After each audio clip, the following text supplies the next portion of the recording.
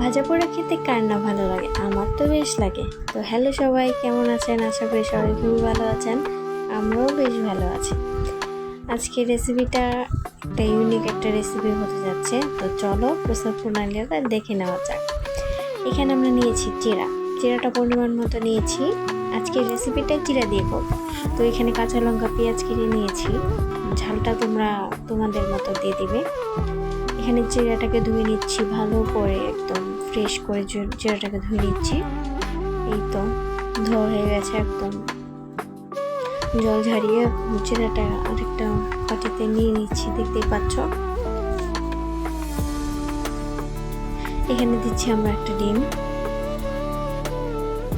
ডিমটা মাছ ডিমটা লাগবেই, ডিম ছাড়া আসলে লেগটা খেতে ভালো লাগে না। এখন দিয়ে দিচ্ছে কাঁচা লঙ্কা, পেঁয়াজ। এখন সবগুলো উপকরণ ভালোভাবে মিশিয়ে নিচ্ছি।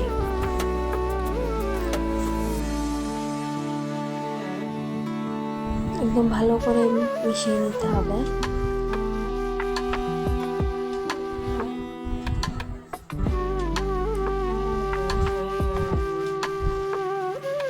শুক্রবার মানেই ভাজা পোড়ার একটা দিন। তো ভাজা পোড়া না হলে আসলে দিনটাই ভালো যায় না, আমি যেটা মনে করি। তা এখন দিয়ে দিচ্ছে স্বাদ বাড়ানোর জন্য চিনি,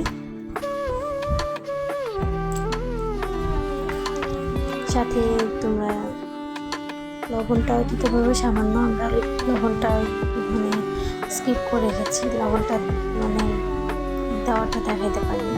তোমরা তোমাদের মতো লবণটা দিয়ে দেবে। এখন দিয়ে দিচ্ছি পরিমাণ মতো তেলটা এখন গরম হতে থাক। এদিকে আমরা এইভাবে শেপ করে নিচ্ছি, ছোট ছোট করে একদম পোটটার মুখে শেপে নিয়ে নিচ্ছি। তোমরা যদি চাও এইভাবে হাত দিয়েও তোমরা শেপটা করতে পারবা। আসলে জিনিসগুলো মানে নিজের হাতে বানালে জিনিসগুলো দেখতেও ভালো লাগে, খেতেও অসাধারণ লাগে। নতুন নতুন যে রান্নাগুলো সেগুলো তো আরও বেশি ভালো লাগে। তোমাদের কাছে যে ছোট ছোট কৌটো থাকে, কৌটোর মুখের উপরে এটা দিয়ে করলে অনেক ভালো হবে, দেখতেও অনেক সুন্দর হবে, খেতেও অসাধারণ হবে। বিকেলে নাস্তার জন্য একদম পারফেক্ট একটা রেসিপি। তোমরা যদি কেউ বাসায় আসে এই রেসিপিটা করে খাওয়াতে পারবা, ভালো লাগবে। যাকে খাওয়াবে তারও ভালো লাগবে, তোমারও ভালো লাগবে।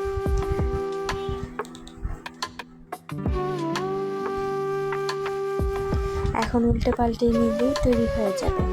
তো এদিকে দেখতে পাচ্ছ আমি এরকম সাইজের একটা কৌটোর মুখ নিয়েছি। তোমরা চাইলে এরকম সাইজের কৌটোর মুখটা নিতে পারবা। যদি না থাকে তাহলে তুমি হাত দিয়েই এই শেপটা করে নেবা।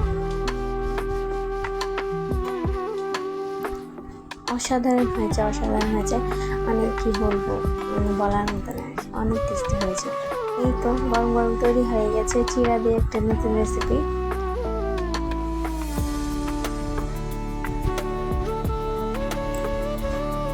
একদম অল্প অল্প উপকরণে বাসায় থাকা উপকরণ। ডিম তো মাছবি থাকে সবার ঘরে, চিনিও থাকে।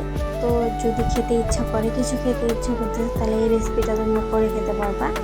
আর আমাদের পেজটাকে ফলো করবা, তাহলে আরও নতুন নতুন রেসিপি তোমরা পেয়ে যাবা। এই তো এই ছিল আজকের মতন ভিডিও। সবাই ভালো থাকবে, সুস্থ থাকবে, আবার আসবে। Tata, bye bye.